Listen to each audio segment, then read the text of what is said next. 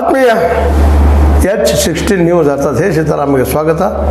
ನಾನು ನಿಮ್ಮವ ಎಂ ಆಯತು ಮಲ್ಲಪ್ಪ ಜೋತವರ. ಆತ್ಮೀಯರೇ, ಫ್ರೀ ಸ್ಪೀಚ್, ವಾಕ್ ಸ್ವಾತಂತ್ರ್ಯ ಎಷ್ಟು ಮಹತ್ವದ್ದು, ಎಷ್ಟು ಬೆಲೆ ಉಳಿದ್ದು ಪ್ರಜಾಪ್ರಭುತ್ವದಲ್ಲಿ ಅನ್ನೋದನ್ನು ಬಿಡಿಸಿ ಹೇಳಬೇಕಾಗಿಲ್ಲ.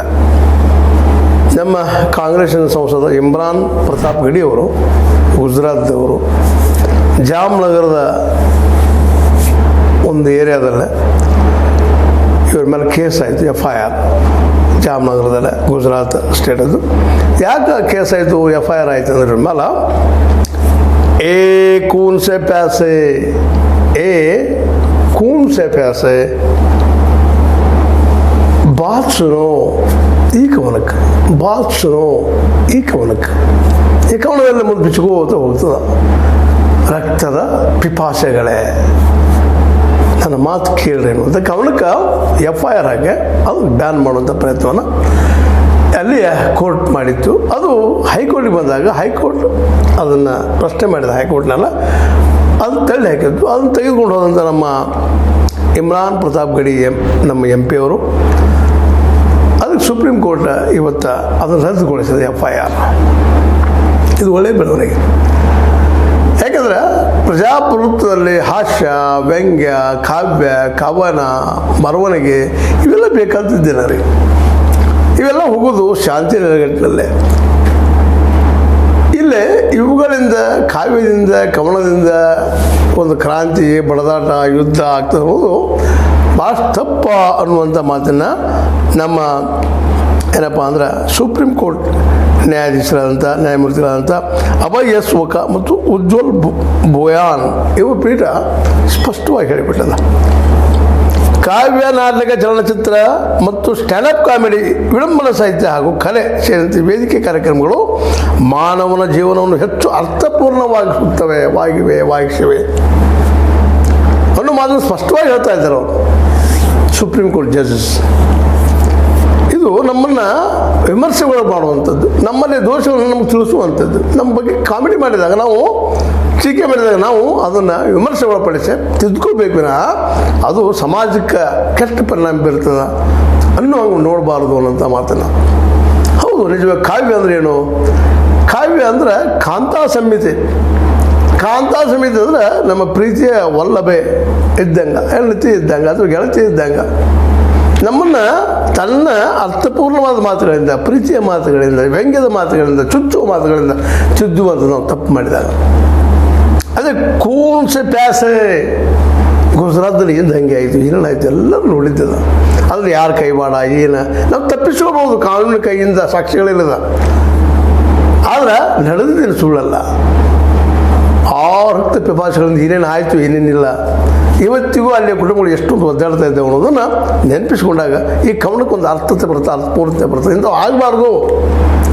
ಇವತ್ತು ನಾವು ನೇರವಾಗಿ ಈ ನಕ್ಸಲೈಟ್ ಒಂದು ಬಂದೂಕನ್ನು ಹೆಂಗೆ ವಿರೋಧ ಮಾಡ್ತೀವೋ, ತಪ್ಪಂತ ಹೆಂಗೆ ಹೇಳ್ತೀವೋ, ಹಾಗೆ ಇದು ಧಾರ್ಮಿಕ ನೆಲೆಗಟ್ಟಿನಲ್ಲಿ ಇನ್ನೊಂದು ಧರ್ಮದ ಬಗ್ಗೆ ಕೀಳಾಯ್ಕೆ ಅನ್ನೋಂಥದ್ದು ಮತಾಂಧತೆಯನ್ನು ನಾವು ವಿರೋಧ ಮಾಡಲೇಬೇಕಾಗ್ತದೆ.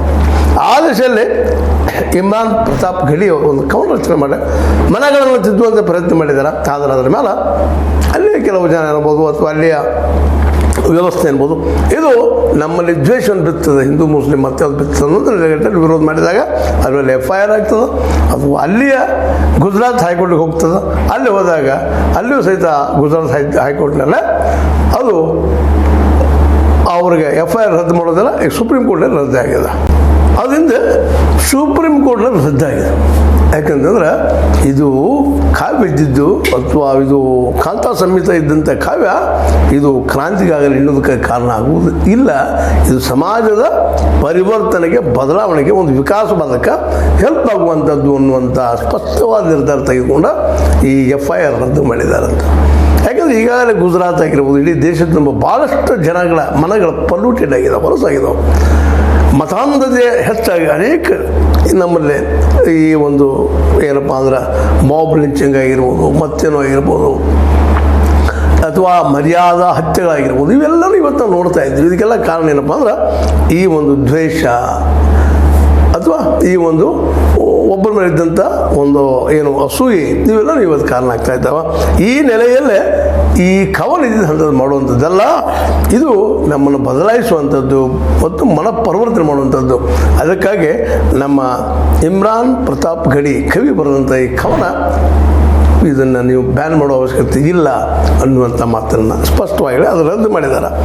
ಇದೇ ಒಂದು ಸಂದರ್ಭದಲ್ಲಿ ಮತ್ತೊಂದು ಸಂತೋಷ ಸುದ್ದಿ ಅಂದರೆ, ನಮ್ಮ ಈ ಮಹಾರಾಷ್ಟ್ರದ ಉಪಮುಖ್ಯಮಂತ್ರಿ ಏಕನಾಥ್ ಶಿಂದೆ ಅವ್ರ ಮೇಲೆ ಒಂದು ವ್ಯಂಗ್ಯ ಕಾಮಿಡಿ ಒಂದು ಏನಪ್ಪ ಅಂತಂದ್ರೆ ನಾಟಕವನ್ನು ಮಾಡಿದಂಥ ಕುಣಾಲ್ ಕಾಮ್ರಾ ಒಂದು ಸಂದರ್ಭದಲ್ಲಿ ಬಳಸ್ತಾ ಇದ್ದಾರೆ ವಂಚಕ ಅನ್ನುವಂಥ ಮಾತನ್ನು. ಅಂತ ತೆಗೆದುಕೊಂಡು ದಾಂಧಲೆ ಆಗ್ತದೆ, ಅಲ್ಲಿ ಗುಂಡಾಗಿರಿ ಆಗ್ತದೆ. ಈ ಒಂದು ಕುಣಾಲ್ ಕಾಮ್ರಾನ ಒಂದು ಏನಾದ್ರು ವ್ಯಂಗ್ಯ ಮಾಡಿದಂಥ ಕಾರ್ಯಕ್ರಮದ ಸ್ಥಳದಲ್ಲಿ ಇವೆಲ್ಲ ಗಮನಿಸಿದಾಗ ಸಹಜವಾಗಿ ಅವ್ರಿಗೂ ಇವತ್ತು ಅಲ್ಲಿ ಚೆನ್ನೈ ಹೈಕೋರ್ಟ್ ಅವ್ರಿಗೂ ಜಾಮೀನು ಕೊಟ್ಟದ, ನಿರೀಕ್ಷಣಾ ಜಾಮೀನು ಕೊಟ್ಟು ಅವ್ರಿಗೊಂದು ಪ್ರೊಟೆಕ್ಷನ್ ನೀಡಿದಂತೆ. ಇದು ಈ ದೇಶದಲ್ಲಿ ನಾವು ಪೂರ್ಣವಾಗಿ ನಮ್ಮ ನ್ಯಾಯಾಂಗವನ್ನು ಟೀಕೆ ಮಾಡಲಿಕ್ಕೆ ಆಗೋದಿಲ್ಲ. ಒಳ್ಳೊಳ್ಳೆ ನಿರ್ಧಾರಗಳು ಬಂದಾಗ ಕೆಲವರು ಅನಿಸ್ಬೋದು, ತಮಗೆ ಅನುಕೂಲ ಬಂದಂಥ ನಿರ್ಧಾರ ಬಂದರು ಒಳ್ಳೇದಂತ ಹೇಳ್ತಾರೆ, ತಮ್ಮ ವಿರುದ್ಧವಾಗಿ ಬಂದರೆ ಕೆಟ್ಟದಂತ ಹೇಳ್ತಾರೆ ಇಂಥವ್ರು ಅಂತಾರೆ. ಅದು ಇರ್ಬೋದಿಲ್ಲ ಅಂತ ಹೇಳಕ್ಕೆ ಆಗೋದಿಲ್ಲ. ಯಾಕಪ್ಪ ಅಂತಂದ್ರೆ ನಿರ್ಧಾರ ನಮ್ಮ ದೃಷ್ಟಿಯಲ್ಲಿ ಸರಿ ಅನಿಸಿದ್ದು ಇನ್ನೊಬ್ರು ಸರಿ ಅನಿಸ್ಲೇ ಹೋಗಿರ್ಬೋದು. ಯಾಕೆಂದರೆ ಲೋಕೋ ಭಿನ್ನ ರುಚಿ ಭಾನಭಟ್ಟ ಎಂದೂ ಹೇಳಿದ ಮಾತಿದು. ಯಾಕೆ ಪ್ರತಿಯೊಬ್ಬರೂ ನಾವು ಒಪ್ಪಿಸೋಕ್ಕೆ ಸಾಧ್ಯ ಇಲ್ಲ. ಯಾಕೆಂದ್ರೆ ಎಲ್ಲರೂ ಒಪ್ಪಿಸೋದು ಸಾಧ್ಯ ಇದ್ದರೆ ಗಾಂಧೀಜಿಯವ್ರ ಕೊಲೆ ಇಲ್ಲಿ ಆಗ್ತಾ ಇರಲಿಲ್ಲ ಅನ್ನೋದು ನಾವು ಗಮನದಲ್ಲಿ ಇಟ್ಕೋಬೇಕಾಗಿದೆ. ಅದೇನೂ ಇಲ್ಲಿ ನಮ್ಮ ಸುಪ್ರೀಂ ಕೋರ್ಟ್ ಇವತ್ತು ನಮ್ಮ ಇಮ್ರಾನ್ ಪ್ರತಾಪ್ ಗಡಿ ಸಂಸದರಿಗೆ ಒಂದು ಏನಪ್ಪ ಅಂದ್ರೆ ನಿಟ್ಟುಸಿರು ಬಿಡುವಂಗೆ ಮಾಡಿದಂತ. ಯಾಕಂದ್ರೆ ಕಾವ್ಯ ಜನರ ಮನಸ್ಸನ್ನು ಪರಿವರ್ತನೆ ಮಾಡಿ ಒಂದೆಡೆಗೆ ತಂದು ಎಲ್ಲರೂ ಕೂಡಿ ಹೋಗುವಂಥ ಒಂದು ವ್ಯವಸ್ಥೆಯನ್ನು ಮಾಡ್ತಾ ಇರ್ತದೆ. ಅಲ್ಲಿ ದ್ವೇಷದ ಕಾವ್ಯ ಇಲ್ಲಂತ ಹೇಳೋದಿಲ್ಲ, ಇದ್ದರೂ ಅದು ಹೆಚ್ಚಿಗೆ ಆದಷ್ಟು ಏನಪ್ಪ ಅಂದ್ರೆ ಈ ಒಂದು ಮೃದುವಾಗಿ ಮೆತ್ತಗೆ ಹೇಳುವಂಥದ್ದು, ಪ್ರೀತಿಯಿಂದ ಹೇಳುವಂಥ ಕಾರಣಗಳಿಂದಾಗೆ ಅದು ನಮ್ಮಲ್ಲಿಯ ಕ್ರಾಂತಿ ಅಥವಾ ಒಂದು ಹೊಡೆದಾಟ ಪಡೆದ ಕಾರಣೀಭೂತ ಅಥವಾ ಕಾರಣಕರ್ತ ಆಗೋದಿಲ್ಲ. ಈಗ ನಿಮಗೆ ರೆಫರ್ ಮಾಡಿದಂಗೆ ನಾವು ಯಾವ ರೀತಿಯಾಗಿ ಈ ಒಂದು ನೆಕ್ಸ್ಲೈಟ್ ಈಗ ಅವ್ರು ಅಂತ ಇದ್ದಾರೆ, ಇವೆಲ್ಲ ಅರ್ಬನ್ ನೆಕ್ಸ್ಲೈಟ್ಸ್ ಅಂತ ಅಲ್ಲಿ ಅದು ಅವ್ರ ಅಭಿಪ್ರಾಯ, ಏನು ತಪ್ಪಿಲ್ಲ. ಆದ್ರೆ ಈ ನೆಕ್ಸ್ಲೈಟರ ಬಂದೂಕನ್ನು ವಿರೋಧ ಮಾಡುವ ನಾವು ಇಲ್ಲಿಯ ಧರ್ಮಗಳ ಇರುತ್ತಿರುವಂಥ ಮತಾನುಗತಿಯನ್ನು ಸಹಿತ ನಾವು ವಿರೋಧ ಮಾಡಬೇಕಾಗ್ತದೆ. ಆ ಎಲ್ಲ ನೆಲೆಯಲ್ಲಿ ನಮಗೆ ವಾಕ್ ಸ್ವಾತಂತ್ರ್ಯದ ಅನ್ನೋದನ್ನು ನಾವು ತಿಳ್ಕೊಬೇಕಾಗ್ಯದ. ನಮ್ಮ ಮೇಲೆ ಟೀಕಾ ಮಾಡುವಂಥವ್ರಿಗೆ ಸಹಿತ ವಾಕ್ ಸ್ವಾತಂತ್ರ್ಯದ, ಅವ್ರು ಟೀಕಾ ಮಾಡಲಿ. ಅದು ಟೀಕೆ ಏನದಪ್ಪ ಅಂತಂದ್ರೆ ಅದು ಆದಷ್ಟು ಅಹಿಂಸಾತ್ಮಕವಾಗಿರಬೇಕು, ಶಾಂತಿಪೂರ್ಣವಾಗಿರಬೇಕು, ನಮ್ಮ ಮನಸ್ಸನ್ನು ಪರಿವರ್ತನೆ ಮಾಡುವಂಗಾಗಿರ್ಬೇಕು ಅಂದಾಗ ಅದಕ್ಕೆ ಒಂದು ನೆಲೆ ಇರ್ತದೆ. ಅದು ಬಿಟ್ಟು ಬೇರೆ ರೂಪದಲ್ಲಿ ಏನಾದರೂ ಪ್ರಯತ್ನ ಮಾಡಿದ್ರೆ ಅದು ಒಂದು ರೀತಿಯಿಂದ ಭಯೋತ್ಪಾದನೆ ಇದ್ದಂಗೆ ಅಂತ. ಅದಕ್ಕೆ ನಾವು ಇವತ್ತು ಈ ನೆಲೆಯಲ್ಲಿ ನಮ್ಮ ಸುಪ್ರೀಂ ಕೋರ್ಟ್ ತೆಗೆದುಕೊಂಡಂಥ ನಿರ್ಧಾರ ನಿಶ್ಚಿತವಾಗಿಯೂ ಭಾಳ ಉತ್ತಮವಾಗಿದ್ದದ. ನಮ್ಮ ಚೆನ್ನೈ ಹೈಕೋರ್ಟು ಸಹಿತ ಅವ್ರಿಗೆ ಜಾಮೀನು ಕೊಟ್ಟಿದ್ದು, ನಿರೀಕ್ಷೆ ಜಾಮೀನು ಕಾಮರಾಜ್ ಕೊಟ್ಟಿದ್ದು ಅಷ್ಟ ಪ್ರಮುಖ. ಕೋರ್ಟಲ್ಲಿ ಏನಾಗ್ತದೆ ಆಗಲಿ, ಅದು ಯಾವ ರಿಸಲ್ಟ್ ಬರ್ತದೋ ಏನು ಬರ್ತದೋ, ಕಾಮರಾಜ್ ತಪ್ಪಿತಸ್ಥರು ಸಂಜೆ ಅವ್ರು ತಪ್ಪಿತಸ್ಥರು ಮಾತು ಬೇರೆ. ಯಾಕಂದ್ರೆ ನಮ್ಮ ಪ್ರಜಾಪ್ರಭುತ್ವ ಯಶಸ್ವಿ ಆಗಬೇಕಾಗಿತ್ತು ಅಂದ್ರೆ ಇವೆಲ್ಲ ನಮ್ಮಲ್ಲಿ ಕಾವ್ಯ ಕಾಮಿಡಿ ಅನ್ನುವಂಥವು ಮತ್ತೇನು ನಾಟಕಗಳು ಅನೇಕ ಪ್ರಭೇದಗಳು ನಮ್ಮ ಕಾವ್ಯ ನಾಟಕಗಳಿಂದ ಬರುತ್ತಿರುವಂಥವುಗಳಿಂದ ಮನುಷ್ಯನ ಒಂದು ಡೆವಲಪ್ಮೆಂಟ್ ಆಗಿದೆ ವಿನಃ ವಿಕಾಸ ಆಗಿದೆ ವಿನಃ ನಾಶಕ್ಕೆ ಕಾರಣ ಆಗಿಲ್ಲ. ಇಲ್ಲ ಅಂತ ಹೇಳಿದ್ರೆ ಎಲ್ಲೂ ಎಕ್ಸೆಪ್ಷನ್ಸ್ ಇರ್ತಾವೆ, ಅದ್ರ ಕಡಿಮೆ. ಆ ನೆಲೆಯಲ್ಲಿ ಕವಿತೆ ಇದು ಹಾಸ್ಯ ದ್ವೇಷಕ್ಕೆ, ಕವಿತೆ ಮತ್ತು ಹಾಸ್ಯ ಇವು ದ್ವೇಷಕ್ಕೆ ಕಾರಣ ಅಲ್ಲ ಅನ್ನೋದು ನಾವು ತಿಳ್ಕೊಬೇಕಾಗಿದೆ. ಆ ದಿಶೆಯಲ್ಲಿ ನಮ್ಮ ಕೋರ್ಟ್ ಇವತ್ತು ತೆಗೆದುಕೊಂಡಂಥ ನಿರ್ಧಾರ ಸಮರ್ಥನೀಯ ಮತ್ತು ಅಷ್ಟೇ ರದ್ದುಗೊಳಿಸಿ ಒಂದು ದ್ವೇಷದ ವಾತಾವರಣ ಬಿತ್ತುವಂಥ ಜನರಿಗೆ ಇದು ಈ ರೀತಿ ಮಾಡಿದ ತಪ್ಪು ಅನ್ನುವಂಥ ಸಂದೇಶ ಕಳಿಸಿದ್ದು. ಜೊತೆಗೆ ಕುಣಾಲ್ ಕಾಮ್ರಾವ್ರ ಜೊತೆಗೆ ಚರ್ಚೆ ಆಗಲಿ, ಕೋರ್ಟ್ ಏನು ನಿರ್ಧಾರ ಮಾಡ್ತದೆ ಮಾಡಲಿ, ಕೋರ್ಟಿನ ತುರು ಅವ್ರಿಗೇನು ಶಿಕ್ಷೆ ಆದರೂ ಸಂತೋಷದ. ಯಾಕಂದರೆ ಕೋರ್ಟನ್ನು ಕನ್ವಿನ್ಸ್ ಮಾಡಲಿಕ್ಕೆ ಆಗದೇ ಇದ್ದರೆ ಕುಣಾಲ್ ಅವ್ರಿಗೂ ಶಿಕ್ಷೆ ಆಗಲಿ, ಇಲ್ಲಿ ರದ್ದಾಗ್ಯದ, ಇದು ಸಂತೋಷದ. ಪ್ರತಾಪ್ ಗಡಿ ಅವರ ಖೂನ್ ಸೆ ಪ್ಯಾಸೆ ಅನ್ನುವಂಥ ಕವನ, ಕೂನಿನ ಅಂದರೆ ರಕ್ತದ ಪಿಪಾಸೆಗಳೇ, ದಯವಿಟ್ಟು ಇದನ್ನು ಬಿಡ್ರಿ ಅನ್ನುವಂಥ ಮಾತನ್ನು ಇದರಿಂದ ಇದ್ದಂಥ ಅರ್ಥ ನಿಮಗೆ ಅರ್ಥ ಆಗಿರ್ಬೋದು.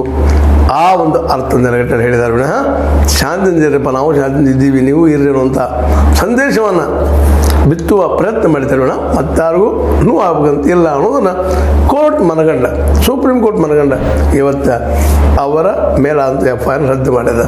ಇದು ಒಂದು ರೀತಿ ಪ್ರಜಾಪ್ರಭುತ್ವದ ಗೆಲುವು, ವಾಕ್ ಸ್ವಾತಂತ್ರ್ಯಕ್ಕೆ ಅಥವಾ ಫ್ರೀ ಸ್ಪೀಚ್ ಇದಕ್ಕೆ ಒಂದು ರೀತಿ ಬೆಂಬಲ ಕೊಟ್ಟಂಗಾಗಿದೆ. ಫ್ರೀ ಸ್ಪೀಚ್ ಅಂತೇಳಿ ಅದು ವಾಕ್ ಸ್ವಾತಂತ್ರ್ಯ ಅಂತೇಳಿ ಇನ್ನೊಬ್ಬರು ಅಪಮಾನ ಮಾಡೋದು ತಪ್ಪು ಅನ್ನೋದು ನಾವು ಈ ಸಂದರ್ಭದಲ್ಲಿ ಮರ್ಯಾದೆ ದಾಖಲಿಸಬೇಕಾಗ್ಯದ. ಅಂಥದ್ದು ಏನಾದರೂ ಇದರಿಂದ ಆಗಿದ್ರೆ ತಪ್ಪನ ಅದೇ ಎರಡು ಮಾತಿಲ್ಲ. ಅದಕ್ಕೆ ಏನು ಬೇರೆ ರೂಪದ ಶಿಕ್ಷೆಗಳಿದೆ ಅದಾಗಲಿ ಅನ್ನೋ ಮಾತನ್ನು ಹೇಳ್ತಾ, ನಿಮಗೆ ಇದು ಲೈಕ್ ಆಗಿರ್ಬೋದು, ಲೈಕ್ ಮಾಡಿ, ಶೇರ್ ಮಾಡಿರಿ, ಕಮೆಂಟ್ ಮಾಡಿರಿ, ಜೊತೆಗೆ ಸಬ್ಸ್ಕ್ರೈಬ್ ಆಗೋದು ನಿಲ್ಲಿಸಿ ಹೋಗ್ಬೇಡ್ರಿ. S60 ನ್ಯೂಸ್ ಅರ್ಥಾತ್ ಹೇಳಿ ತಾರಬಿದು ಸತ್ಯದ ಕೈಗಳಲ್ಲಿ ವಂದನೆಗಳು.